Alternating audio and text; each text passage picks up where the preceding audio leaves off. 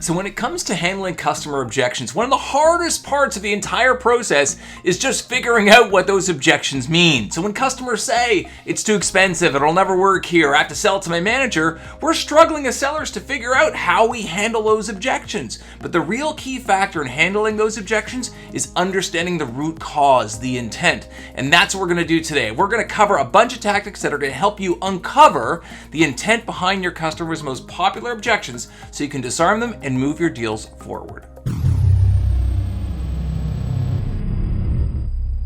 Welcome back to another episode of Sales Lab Live. I'm David Premer, and today we're going to talk about one of my, I don't want to say favorite topics, because there's a lot of topics I love in sales, but objection handling, something that we hear all the time, like I said at the beginning, objections like it's too expensive, it'll never work here, and I often refer to these objections as like the objection icebergs, right? Because whatever the customer says is really not indicative of what their real intention is. It's kind of like the dating equivalent, as I say, of I'm busy on Saturday night. It's like, well, what does that mean? Like, if you were available, would you come out with me? Or like, is this just we have to figure out a date that works? Or and so how do we then pick apart these objections? And one of the most important concepts as we talk about picking apart these objections lies in just being able to come back and not prematurely dive in to handling the objection. Because oftentimes in sales, when we feel like we've heard this objection before, it's too expensive, our minds become very busy with all of the kind of the discounting strategies and the practices that we think about for how we're going to overcome this objection. Meanwhile, if we never really understood what the objection was about in the first place, then we're never really going to be able to disarm it. So the data says that the highest performing sales reps are the ones that come back not with objection handles or the objection handle monologues, as sometimes they're referred to, but rather questions, right? We ask questions in order to understand the objection a little bit more so that we can handle it correctly. Now, I'm going to show you a couple tactics today as we kind of get into, as we get into the content, how to pick apart your customers' objections. Now, in my practice, in my training, I cover this simple kind of circular approach for handling objections. I call it my Cerebral objection handling framework. It involves 4 particular steps. Now, we don't have time to get into all of this today. I know you're thinking to yourself, David, just give me the tactics. Now, of course, one of the challenges that a lot of sellers fall back into when it comes to objection handling is they think that objection handling is like this 2-column exercise. It's like column A, customer says this, column B, we say that, and the objection magically goes away. And that's not the case. Objections, just like anything else in sales, are conversations, which is why you need a bit of a framework to have these conversations. And sometimes you have to go around this framework a few times until you uncover what the root cause of that objection is. And again, to give you a very simple example, let's say I asked you out on a date for Saturday night and you didn't want to go with me for whatever reason, right? You don't have to tell me. You might say, in the interest of sparing my feelings, I'm sorry, David, but I'm busy on Saturday night. And I might say, well, that's too bad. Now I'm trying to think in my head, well, are you really busy on Saturday night? Do you maybe just not want to go out with me at all? Is this a logistical issue, or is this like a you don't like me issue, or maybe you're seeing someone issue? I don't know, right? And so sometimes what do I do to test that is I say something like, well, what about next Saturday night? And then I listen to what you say. And if you come back and you say, you know what, David, I'm busy Saturday night the next week as well. I'm like, okay, well, now I'm starting to get a little bit of a view as to what's going on. So you see here, if I were to just to jump in with, I have a solution to your busy Saturday night, I don't even know what I'm trying to handle here. So being able to come back with questions or statements that allow the customer to elaborate and expand on the objection is really what you're after. Now, again, in my program, I cover a whole bunch of different tactics. And actually, I don't want you to think of the tactics. I'm going to show you a couple now. I don't want you to think of these tactics as discrete things. Now, this is like what I call my objection handling move list. I got 10 moves, and they are not mutually exclusive, meaning it's not like you pick one off the shelf, you use it, and you move on. These moves are kind of like the kick and punch buttons on your video game remote control. You would never kind of try to beat the boss by just like hitting one button over and over again. You got to kind of hit the buttons in the right order to produce this narrative. And so when I talk about these tactics, I say they kind of escalate from the very apprentice level, skill level, up to the Jedi Master level. But that's not to say that the tactics at the beginning of the list are any less effective. It just means that they are easier to execute, they require less finesse, less skill, less conviction than the ones at the end. Now, one of my favorite tactics for overcoming objections is actually one you've already heard, which is what I refer to. If I go back here to my slideage, I call this, in approach number 4, I call this turn the future into the past. And in this objection handling tactic, and it's also used as an objection discovery tactic, because that's the purpose of why we're doing this today, is to understand what the root cause is.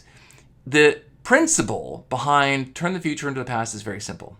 We basically say, okay, let's jet on off to the future, and suppose the objection that you have is somehow overcome, right? Now what? And the example of the dating is a great one, right? Because what happens if you say, well, I'm busy Saturday night, I say, okay, let's suppose that objection was overcome next Saturday night, and you're available, right? You say, oh, I'm busy next Saturday night too. So what do? I take a step back and I say, hey, look, totally, I get it. I'm springing this on you at the last minute. How about this? Why don't you tell me when you're available to go out, and then I'll accommodate your schedule and we'll go out then, right? So you see what I'm doing here? I'm turning the future into the past and saying, okay, let's suppose this objection is overcome.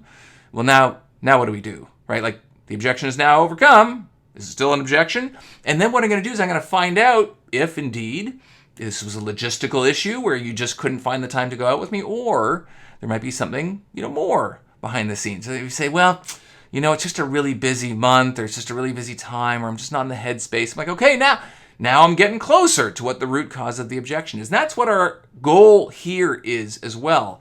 And so, I give some examples here in the case of, let's say, a person says it's too expensive. You can say, well, what if cost wasn't an issue? Like, what if it was free? Or what if we were the same price as our competitor? Or what if a customer says, oh, it's not a priority? I might say, well, hey, look, I totally understand. I want this to be a priority for you. What would have to happen to make it a priority? If we were to jet on off into the future and look at a point in time where this does become a priority for you, let's talk about what's going on at that time. Or let's say, for example, a customer says, we really love your solution, but it's missing this key feature that we need. And you might say, hey, look, I totally get it. What if we had that feature? Would you be going with us? And so they might be using these as excuses, right, to get the deal done. In fact, or say not get the deal done. This is also a good example where, someone says, let's say end of month, end of quarter, and you say to them, oh, hey, look, I'd love to see if we can get a deal done here. Is this something, given the right incentives, like you think you can get done? And they say, well, maybe, I don't know, I'd have to check. Now, before I offer that incentive, I might want to turn the future into the past and say, okay, like, what if we were able to do this? Would that be enough, do you think, to get the deal? I'm not saying I can get that done or even get that approved. I might not even want to throw out a number, right? I might just want to ask, hey, look, in the future, if I were able to offer you something that was enticing, do you think this is something that we could get done at the end of the month or end of the year, right? So, when you hear objections like, I don't know if we can get this done, or, we'd love to move forward except we need this feature, or it's not a priority, or it's too expensive, you can take a step back. And I love this tactic of turning the future into the past, which is to say, now suppose this objection is overcome, and let's see where we are. Now, the second tactic I want to show you is actually, I kind of lied, it's technically not an objection handling tactic per se, although it kind of is. It's kind of part of tactic number 3, which I refer to as resolve with satisfaction, but it's also that in combination, you see where we're talking about all these narratives, in combination with a discovery tactic that I teach in my discovery course. And in fact, if we rewind all the way back to the very first Sales Lab Live, and the first Sales Lab Live is actually, if you look at it on my channel, it says it's a book club meetup. But the purpose of the book club meetup was to address and explain the number 1 highest converting tactic from my book, Sell the Way You Buy. You can see it here on the shelf behind me. And so the idea was, how can we, handle objections by not only incorporating objection handling tactics, but tactics that we learned earlier on from messaging and discovery and so on. And so this tactic, which I cover in that video, and if you're watching this on YouTube, I will try to link it in the cards above here so you can take a look. But I talk about this tactic, and it's referred to as assumptive priming. And the way it works is kind of simple. And let me explain to you why it works, first of all. So when you have a customer who is hiding, potentially, the root cause of their objection from you, or maybe it's the root cause of the pain they're experiencing in their business because it's either sensitive or embarrassing, one of the ways that we get them to open up and feel comfortable about telling us, right, what these issues are, is to label them and call them out.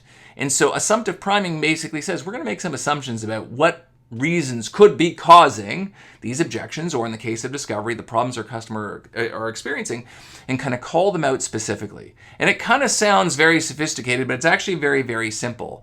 So it could be something as simple as, when a customer says, hey, David, we love your solution, but it's too expensive. I might say, first of all, acknowledge and empathize. Hey, look, I wish software was free. I wish training was free. I can't make it free for you, but I totally get it. Do you mind if I ask, when you say it's too expensive, what do you mean? And the reason I ask is because, and that's part of the reason with satisfaction tactic I kind of teased earlier. The reason I ask is because, oftentimes when I hear from customers that they say it's too expensive, sometimes it can mean that, they like it, but it's just out of the budget for this particular, season or this particular quarter. Sometimes they just feel like they're not getting enough value for what they are spending, and sometimes it could be something completely different. Maybe, maybe you don't fully understand. Maybe I've actually done a bad job of explaining kind of, how the solution works and what, comparable solutions cost. And so what I'm going to do here, you see, is I'm labeling and priming you with some of the reasons why you might be raising this objection, right? For example, let's say a customer says, hey, look, David, we love your solution, but it's not a priority for us now. You could use this assumptive priming tactic to say, okay, hey, look, typically when I hear, first of all, totally get it. That's the acknowledge and empathize. Totally get it. I want you to feel comfortable moving forward. I want you to feel this is a priority for you. Do you mind if I ask, oftentimes when people tell me it's not a priority for them, sometimes it means it's an issue of budget, like they just don't have budget to do it, and that's the priority, roadblock. Sometimes it's they just don't have the resources or organizational horsepower to implement this kind of thing, which I get.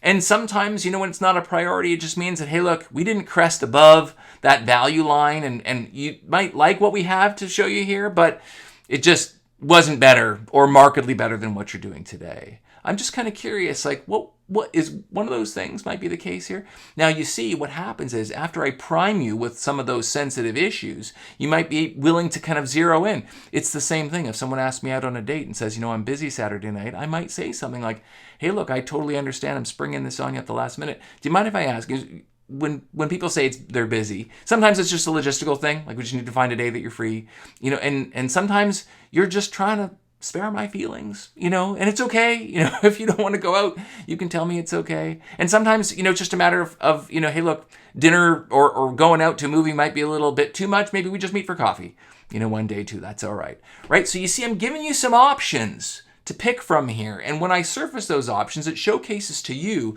that I've encountered these objections, not the dating stuff, but I've encountered these objections before, and I'm making it easy for you to tell me what the real answer is. Whenever you can make it easy for the customer to take the action you want in sales, that's always a good call. So, with that, I kind of want to wrap up this Sales Lab Live. There's a lot of nuance to how we can discover and uncover our customers' root cause of their objections. But my advice to you for today, again, tons of tactics, tons of narratives, is to kind of lean in. Don't take the objections at face value. Really understand what the root cause of those objections are and ask questions, prime the conversation, right? Showcase to the customer that you know what they're talking about. Suppose the objection was overcome. All of these tactics will give you a really good sense of how that objection is sitting with the customer and how you can disarm it. So with that, thank you for tuning in to another episode of Sales Lab Live. If you like this, leave a like, leave a comment.